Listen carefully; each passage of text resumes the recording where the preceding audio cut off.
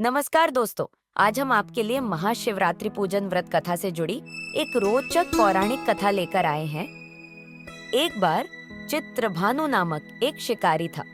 पशुओं की हत्या करके वह अपने कुटुंब को पालता था। वह एक साहूकार का अरणी था, लेकिन अरण समय पर न चुका सकने पर क्रोधित साहूकार ने उसको शिवमठ में बंदी बना लिया। संयोग से उस दिन शिवरात्रि थी। बंदी रहते हुए शिकारी मठ में शिव संबंधी धार्मिक बातें सुनता रहा। वहीं उसने शिवरात्रि व्रत की कथा भी सुनी।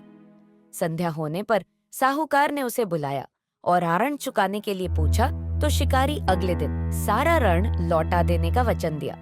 साहूकार ने उसकी बात मान ली और उसे छोड़ दिया।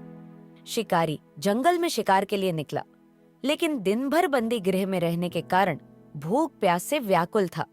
सूर्यास्त होने पर वह एक जलाशय के समीप गया और वहां एक घाट के किनारे एक पेड़ पर थोड़ा सा जल पीने के लिए लेकर चढ़ गया, क्योंकि उसे पूरी उम्मीद थी कि कोई न कोई जानवर अपनी प्यास बुझाने के लिए यहाँ जरूर आएगा। वह पेड़ बेलपत्र का था और उसी पेड़ के नीचे शिवलिंग भी था, जो सूखे बेलपत्रों से ढके होने के कारण दिखाई नहीं दे रहा था। शिकारी को उसका पता न चला। भूख और प्यास से थका वो उसी मचान पर बैठ गया। मचान बनाते समय उसने जो टहनियां तोड़ी वे संयोग से शिवलिंग पर गिरी। इस प्रकार दिन भर भूखे प्यासे शिकारी का व्रत भी हो गया और शिवलिंग पर बेलपत्र भी चढ़ गए। एक पहर रात्रि बीत जाने पर एक गर्भिणी मृगी तालाब पर पानी पीने पहुंची। शिकारी ने धनुष पर तीर चढ़ाकर ज्यों ही प्रत्यंचा खींची, उसके हाथ के धक्के से कुछ पत्ते एवं जल की कुछ बूंदें नीचे बने शिवलिंग पर गिरी और अनजाने में ही शिकारी की पहले प्रहर की पूजा हो गई। मृगी बोली, मैं गर्भिणी हूँ, शीघ्र ही प्रसव करूंगी। तुम एक साथ दो जीवों की हत्या करोगे, जो ठीक नहीं है। मैं बच्चे को जन्म देकर शीघ्र ही तुम्हारे समक्ष प्रस्तुत हो जाऊंगी, तब मार लेना। शिकारी ने प्रत्यंचा ढीली कर दी और मृगी जंगली झाड़ियों में लुप्त हो गई। कुछ ही देर बाद एक और मृगी उधर से निकली।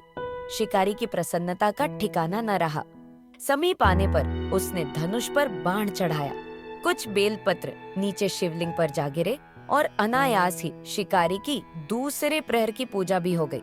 तब उसे देख मृगी ने विनम्रता पूर्वक निवेदन किया कि मैं थोड़ी देर पहले रथु से निवृत्त हुई हूँ, काम आतुर विरहिणी हूँ, अपने प्रिय की खोज में भटक रही हूँ।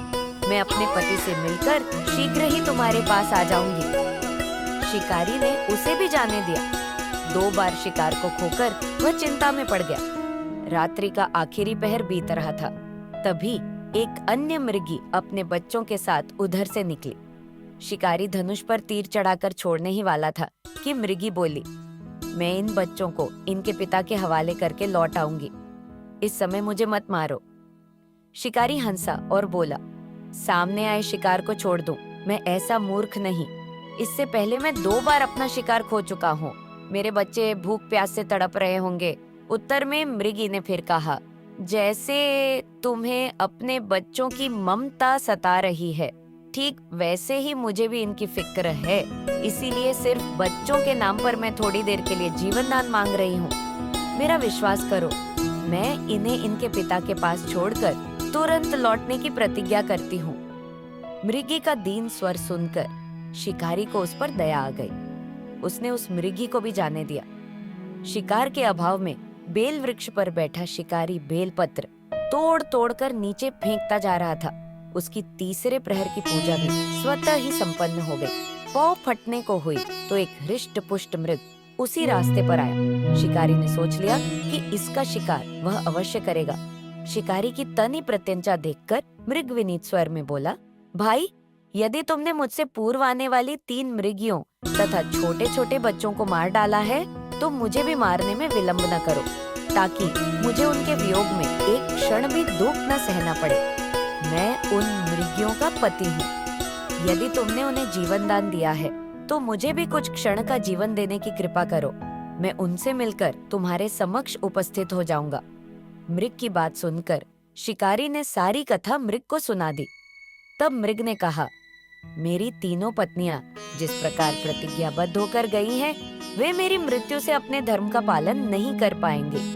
अतः जैसे तुमने उन्हें विश्वास पात्र मानकर छोड़ा है, वैसे ही मुझे भी जाने दो। मैं उन सब के साथ तुम्हारे सामने शीघ्र ही उपस्थित होता हूँ। उपवास, रात्रि जागरण तथा शिवलिंग पर बेलपत्र चढ़ने से शिकारी का हिंसक हृदय निर्मल हो गया था। उसमें भगवत शक्ति का वास हो गया था।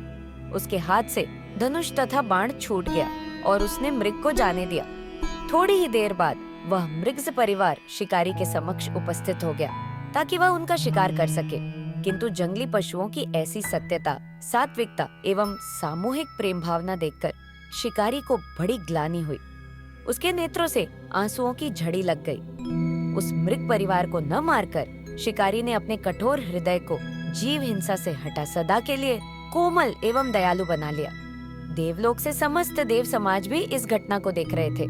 उसके ऐसा करने पर भगवान शंकर ने प्रसन्न होकर तत्काल उसे अपने दिव्य स्वरूप का दर्शन करवाया तथा उसे सुख समृद्धि का वरदान देकर गुह नाम प्रदान किया। यही वह गुह था जिसके साथ भगवान श्री राम ने मित्रता की थी। इस प्रकार महाशिवरात्रि पूजन पौराणिक व्रत कथा समाप्त हुई। ओम नमः पार्वती पतये, हर हर महादेव।